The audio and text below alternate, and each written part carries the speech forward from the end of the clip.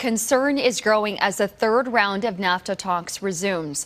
Haley Wooden with Business in Vancouver is joining us now. And Haley, talks got underway again this weekend. But what is the concern growing about today?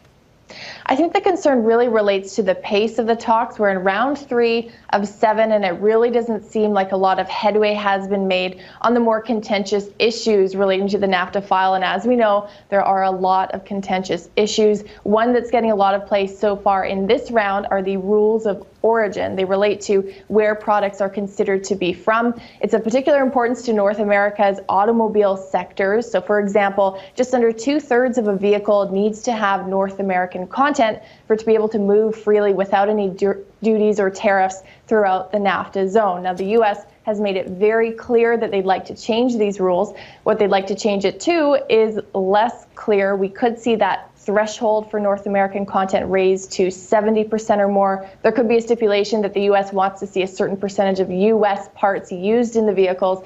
At this point, we've heard over the weekend Canada's chief negotiator say he's not expecting to hear anything radically different from the U.S., which again sort of implies that the countries are taking strong stances when it comes to this, and certain countries not necessarily willing to compromise or negotiate on some of these stickier points of NAFTA.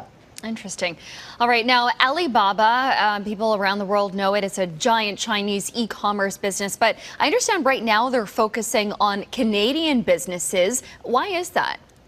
Well, we have the founder and executive chairman, Jack Ma, in Toronto, pitching Canadian businesses on why they should consider expanding operations to China. The reason for this being China has a growing middle class that increasingly has the income to spend on all manner of products. That includes products that there's quite an affinity for in China. So that could be Canadian beef, BC berries, through to Lululemon or Roots clothing, anything that has a strong Canadian brand, and that brand really does resonate overseas. Alibaba, for quite some time now, has been at the forefront of trying to increase and enhance economic ties between Canada and China. This week as well, Alibaba Group launching Alipay officially in Canada, which is the world's largest payment platform. And very soon, as of this week, Canadian retailers will be able to accept payment in Chinese currency for Canadian goods from Chinese customers. So a good example, again, of how Alibaba is really trying to bridge ties between both markets.